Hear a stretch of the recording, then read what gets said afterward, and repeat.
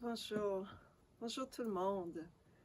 Écoutez, je vous parle aujourd'hui. En fait, j'ai préenregistré cette vidéo parce qu'aujourd'hui, le 11 août, je suis en quête de vision. Oui, je suis en... Qu'est-ce qu'une quête de vision? Alors, mon intention, c'était de vous présenter un peu ce que c'est qu'une quête de vision. Peut-être c'est la première fois que que vous en entendez parler.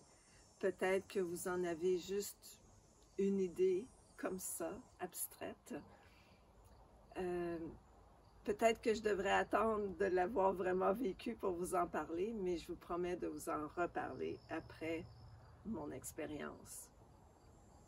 Donc, qu'est-ce que c'est qu'une quête de vision? Dans plusieurs traditions euh, des Premières Nations, ils font cette quête de vision pour marquer un passage important. Ça peut être d'une période de vie pour passer à une autre période de vie où est-ce qu'on a besoin de justement d'une nouvelle vision sur un nouveau départ. Et les Lakota sont très reconnus pour ça et c'est de eux que viennent ce qu'on appelle la danse du soleil. Donc les Lakota et aussi au Mexique, c'est très fort. Ici, dans les traditions amérindiennes du Nord, c'est aussi dans une autre forme, une quête de vision, elle existe aussi. Donc, en général, une quête de vision, c'est que l'initié part 4 jours de jeûne complet dans la nature et sans eau, sans rien. Donc, avec un kit, comme on pourrait dire, là, minimal de survie. Et le but, c'est vraiment de développer notre connexion avec l'esprit, avec les éléments, avec la nature, avec la Pachamama. Donc, ici au Québec, habituellement, j'en connais plusieurs qui ont fait cette quête de vision dans les traditions amérindiennes, où est-ce qu'ils vont tout simplement seuls dans la nature avec leur petit kit de survie, déconnectés du monde ordinaire, déconnectés de leur vie de tous les jours, pour vraiment aller se recueillir, se recentrer et connecter avec la nature et justement avoir des visions de quelle direction, quelle voie prendre. Ça fait plusieurs années que je veux m'offrir cette quête de vision. J'en ai fait une au Pérou. En 2009, j'ai fait une quête de vision. C'était une grande quête, hein? C'est celle qui m'a emmenée après à partir en bateau. Mais bon, une quête de vision où est-ce que j'étais allée en montagne avec un tout petit groupe et on était en camping et tout, mais dans les Andes du Pérou, ils ne croient pas au jeûne parce que c'est à 5000 mètres d'altitude et c'est très haut, c'est très exigeant, alors ils vont réduire leur consommation, mais ils ne font pas le jeûne complet. En tout cas, j'en ai pas rencontré de chamans qui font un jeûne complet. Ils vont partir pour cette quête de vision, pour un rite de passage, pour recevoir un nouveau rite de l'esprit. Mais ils ont leurs feuilles de coca, ils boivent, donc et ils vont manger un peu de maïs et de pommes de terre. Donc ils ne font pas un jeûne complet. Il y a aussi ce que j'ai fait, c'est aussi la quête de vision de la danse de la lune. Donc il y a la danse du soleil, traditionnellement c'était pour les hommes seulement, qui origine des Lakota du sud-ouest américain ou aussi du Mexique. Donc je ne sais pas qui l'a fait en premier, mais ces deux traditions-là font la danse du soleil.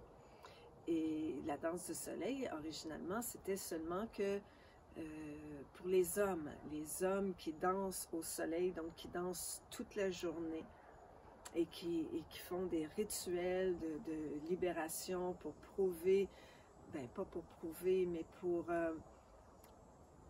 lâcher prise. C'est comme un acte de foi, c'est comme ils s'offrent à l'esprit, ils offrent leur vision, ils offrent tout leur être à l'esprit et aux éléments. C'est très puissant et très exigeant aussi. Même que je dirais qu'elle me fait peur un peu, cette quête de vision, même s'ils accueillent les femmes maintenant. C'est celle que vous avez peut-être entendu parler, que les hommes, là, au bout du 4e jour, ils sentent tellement plus leur corps qu'ils peuvent mettre un crochet dans leur peau et ils se laissent pendre à un arbre, en fait. C'est très exigeant, mais en même temps, après ces 4 jours, tu es tellement dans un état élevé, un état de transe élevé, que c'est ça, ton corps, c'est comme si tu sens plus ton corps, tu sens plus la douleur. Donc ces quêtes de vision sont quand même exigeantes pour l'initié. Hein? C'est pas sans souffrance et sans douleur. Il peut y avoir plein d'émotions qui remontent, hein? De larmes qui ont besoin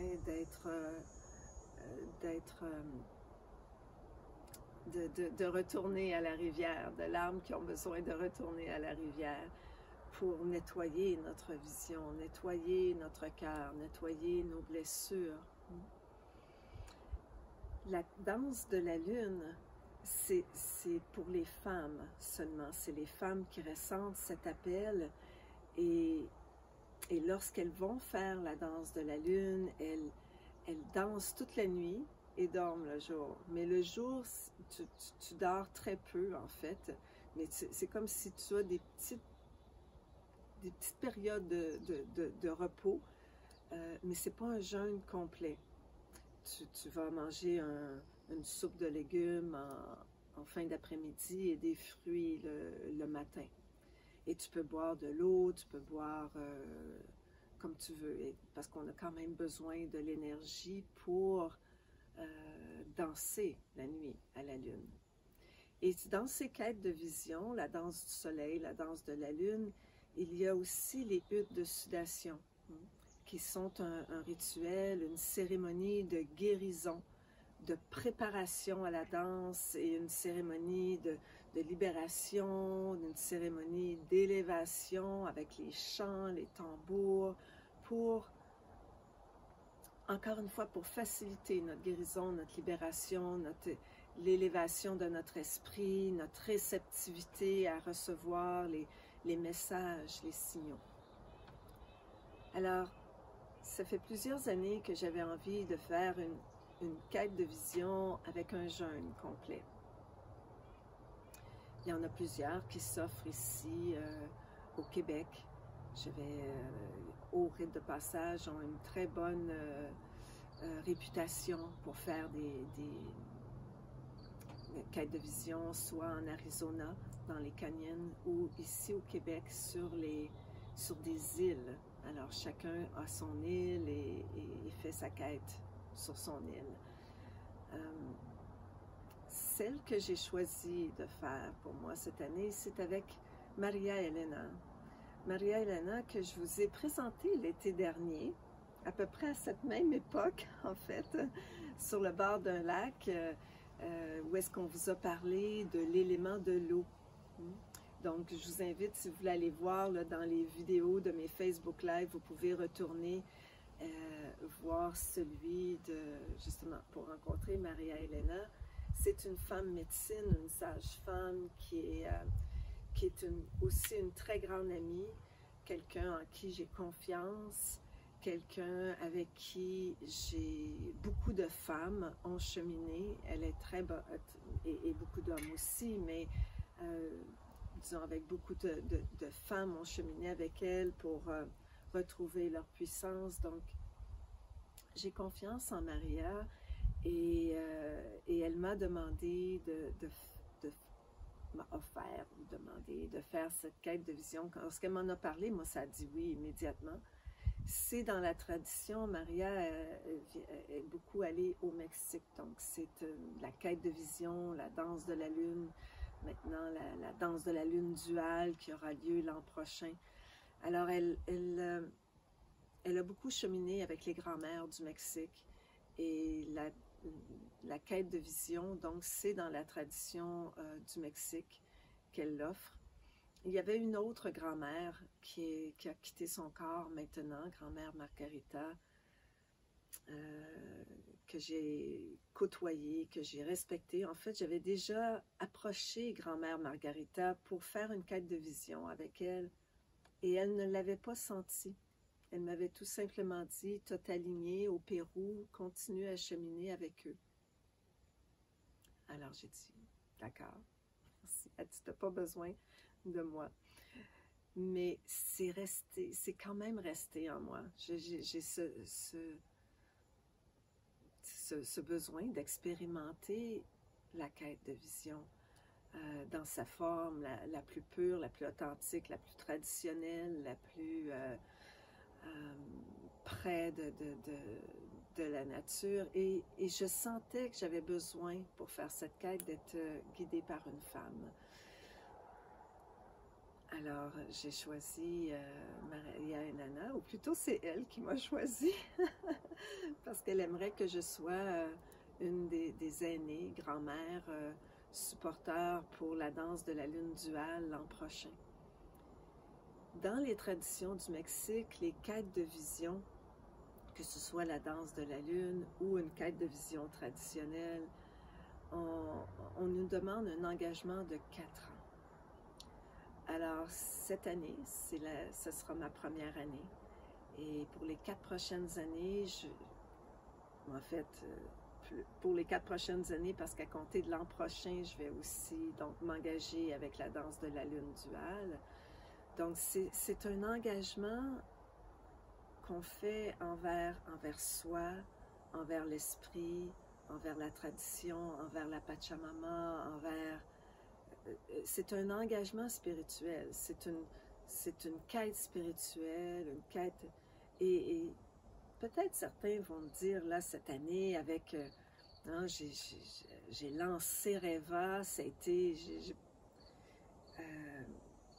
une vision que j'ai eue, et Reva, pour rêver le monde, c'est la roue évolutive de l'âme que j'enseigne, qui est perpétuelle. On est ici, on est des âmes, on est des êtres spirituels qui ont choisi un corps physique pour venir vivre une expérience dans la matière, pour venir vivre une expérience dans la matière, sur cette terre, dans le monde matériel, mais dans le monde physique, une expérience physique. Mais en même temps, ça doit demeurer une quête spirituelle. On ne doit pas oublier qui nous sommes, l'essence de qui nous sommes, cette essence, cette divinité que nous portons, et quelle est notre raison d'être, quelle est notre mission ici sur Terre. Je viens de terminer le week-end dernier, je trouve ça parfait comme timing, le week-end dernier, je pourrais dire que c'était comme une quête de vision, mais on a bien mangé, on était bien nourris, mais c'était le dernier élément de la ronde des éléments, qui est l'élément de l'éther. Alors, on a quand même mangé végétarien, tu sais, c'est le temps du maïs, là, alors on a mangé du bon maïs et des bons plats, mais on a quand même mangé légèrement. Mais c'était, si je peux appeler ça, comme une quête de vision, parce qu'on allait chercher notre plus haute destinée par la méditation, par les méditations, les voyages chamaniques, et comment, avec la ronde des éléments, c'était le dernier atelier de la cohorte, en fait, de 2018, là, que ça a terminé, on a terminé là, cette année, avec cette quête de vision pour aller chercher notre plus haute destinée. Mais aller chercher notre plus haute destinée, faire ces rapatriements de destinée, cet alignement avec notre plus haute destinée et notre raison d'être, souvent on a besoin de faire du nettoyage, de faire du ménage, de se libérer. C'est pour ça qu'avec comme je vous ai dit, que la roue de médecine, nous, on commence par le sud pour terminer avec l'est. On termine avec la vision de l'aigle, avec prendre notre envol. Ça, c'est avec la roue de médecine. Puis après, on entre dans la ronde des éléments où est-ce un peu comme une spirale. Donc, on commence avec Reva, on commence avec la voie de l'initié. Ensuite, on fait la roue de médecine Inca. Et ensuite, on entre dans la ronde des éléments. Et après la ronde des éléments, pour moi, ça fait une suite logique d'aller faire cette quête de vision. Alors, je viens de terminer tout un cycle avec Reva. La première cohorte, on vient de terminer là, au début juillet. Nos participantes ont pris leur envol avec des chamans du Pérou pour les accompagner. Et là, on vient de terminer, j'ai terminé un cycle de ronde des éléments avec les terres pour connecter avec notre plus haute destinée et savoir comment guider les autres pour retrouver une plus haute destinée en session de soins. Alors aujourd'hui, pour moi, je suis en préparation depuis mercredi. En fait, depuis que j'ai donné mon accord, même le week-end dernier, enseigner les terres était pour moi une préparation à ma quête de vision. Et mercredi, j'ai fait mes prières. Vous avez rencontré Marie-Josée, je vous l'ai présentée, elle, avec qui je fais les Facebook Live de la Lune, si je pourrais dire ça, ce qu'on va faire autour de la pleine Lune. Et elle vient avec moi pour faire cette quête de vision. Et je reconnais parce que c'est une première pour elle. Moi, j'ai quand même fait la danse de la Lune 5 années de suite. Alors, pour moi, c'est quand même un moindre, même si j'ai quand même un peu d'appréhension. Je vous le cacherai pas, là, parce que c'est un défi personnel, c'est un défi spirituel de faire une quête de vision. Et on a préparé nos prières ensemble et là, je suis vraiment depuis mercredi soir où est-ce qu'on a fait nos prières. Là, hier, j'ai eu une journée très émotionnelle. Ce que j'ai mis dans mes prières, ça a déjà commencé à remonter. Ce matin encore, j'étais très émotionnelle, alors que je disais à mon amoureux que je l'aimais en me réveillant dans ses bras ce matin. J'ai des larmes qui ont coulé. Alors, les émotions sont là. C'est ça. Je suis en préparation. Alors, ma quête de vision va commencer pour vous. Elle est déjà commencée depuis dimanche. En ce 11 août, j'en suis à ma 3e journée de jeûne. Non, 2 jours et demi. Ce sera 2 jours et demi de jeûne. Donc, il y a aussi ce que j'aimerais vous partager dans toutes ces quêtes de vision. Il y a une équipe de bénévoles qui sont là pour supporter ceux qui montent dans la montagne, ceux qui s'en vont dans le bois, ceux qui s'en vont sur leur île, ceux qui s'en vont en quête de vision. Et ces supporters, ces bénévoles, c'est magique, c'est très important, très, très, très important que justement eux aussi aient la foi, qu'ils soient dans le sacré, dans la prière. Ils font des huttes de sudation, ils font des chants, mais aussi ils doivent, eux aussi en tant que supporters, même s'ils vont manger et boire pour nous, ils doivent demeurer dans cet espace de prière, de respect, de tranquillité, c'est pas, ils font pas le party, là, hein. Ils sont là pour être en communauté, nous supporter en communauté autour d'un feu sacré qui va brûler pendant 5 jours. Donc, c'est très précieux et je les remercie. Je les remercie pour leur support, je les remercie pour leur prière, je les remercie d'être là pour nous. J'ai une autre de mes amies, de mes bonnes amies aussi, qui sera là. En fait, peut-être que je ne devrais pas mentionner les noms des gens qui seront là sans leur accord. Alors, je pense à mon amie, je vais juste dire Jo, Jocelyne. Je ne dis pas leur nom de famille, au moins je ne mentionne pas leur nom de famille, mais c'est une très grande amie à moi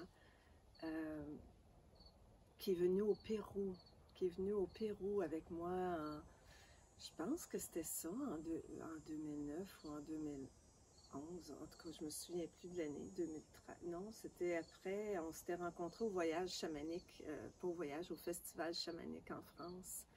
Elle cheminait avec Aigle Bleu. Aigle Bleu aussi doit mener des quêtes de vision, par les enseignements traditionnels. Donc, elle sera là aussi, soit en tant que visionnaire ou en tant que supporter, on ne sait pas encore, mais je sais qu'elle sera là. Et pour moi, c'est un grand bonheur qu'elle soit là. Et je vous remercie d'être là. La raison pour laquelle je vous partage ça aujourd'hui, peut-être qu'aujourd'hui, on est le 11 août. Peut-être que pouvez-vous prendre une journée de quête. Peut-être pouvez-vous dire, après ce Facebook Live, peut-être déciderez-vous de partir, vous aussi, seul, avec votre petit kit.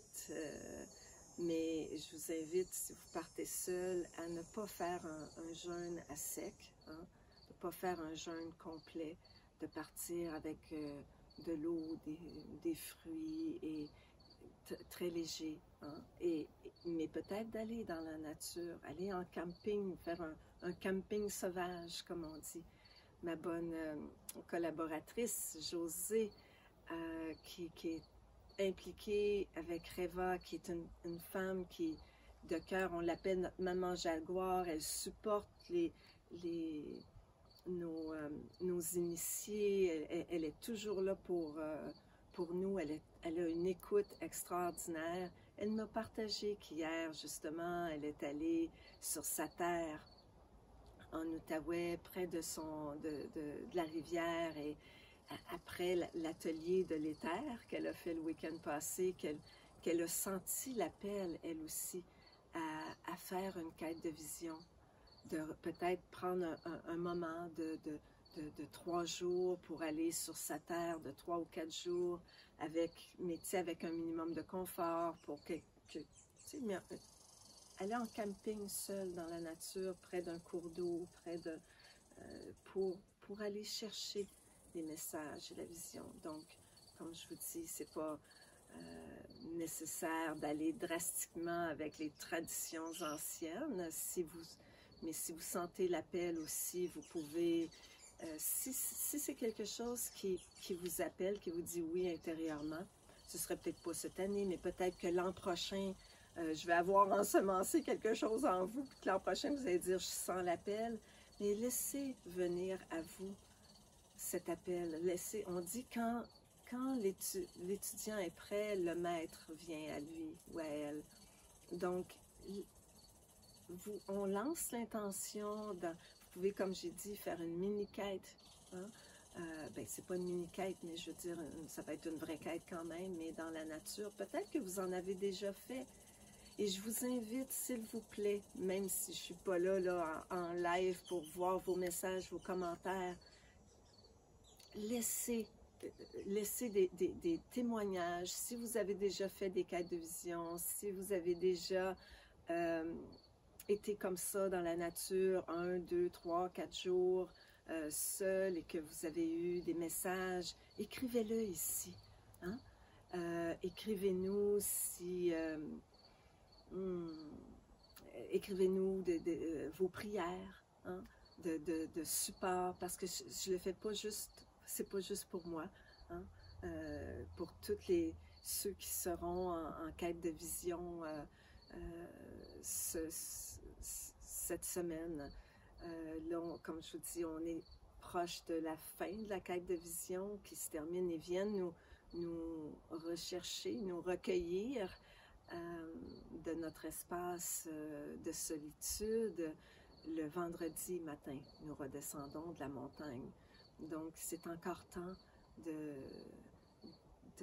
d'émettre des prières, de nous apporter votre soutien à tous ceux qui font la quête.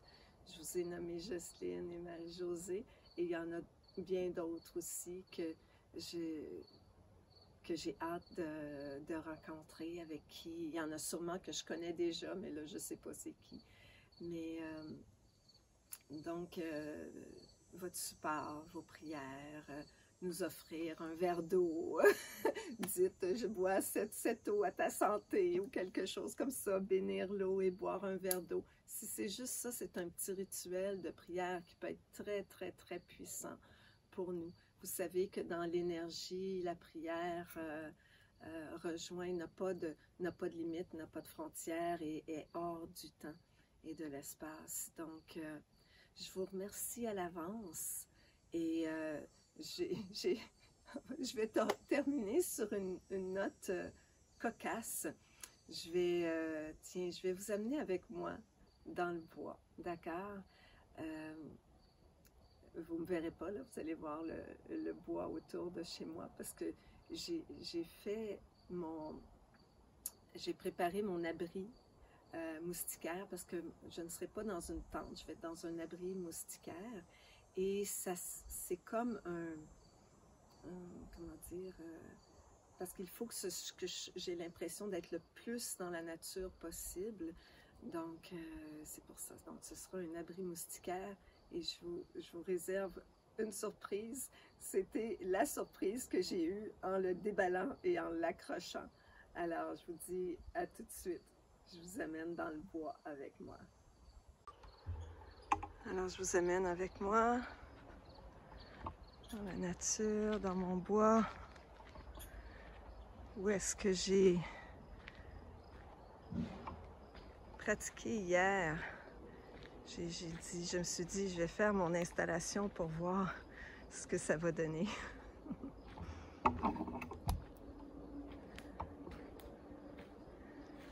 Et voilà.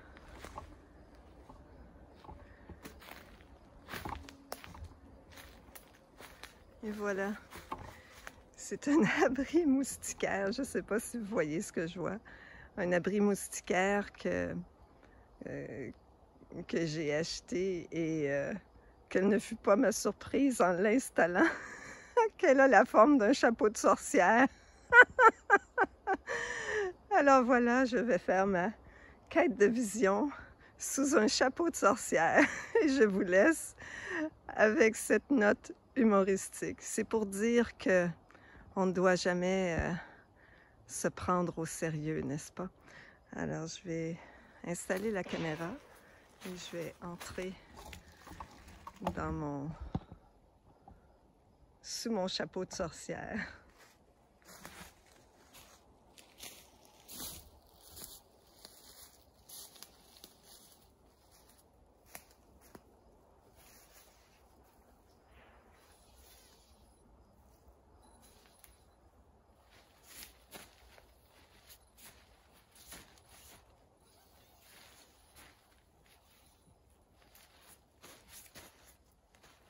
Je peux être debout sur mon chapeau.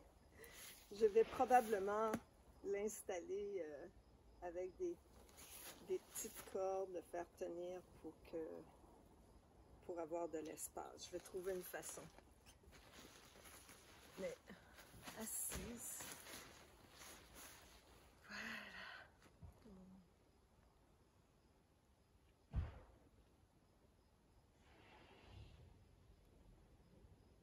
Et je vous dis merci.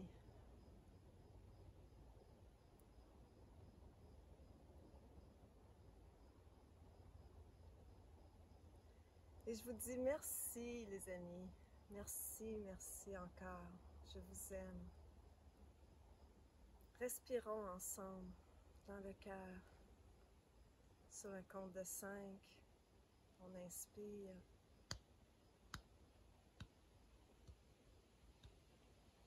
Pause et on expire.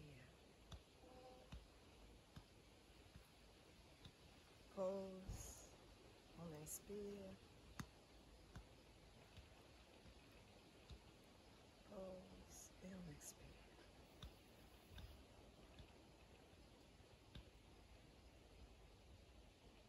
Et on continue à inspirer et à expirer par le cœur. On se connecte avec l'esprit de notre grand frère, le vent, qui fait danser les feuilles.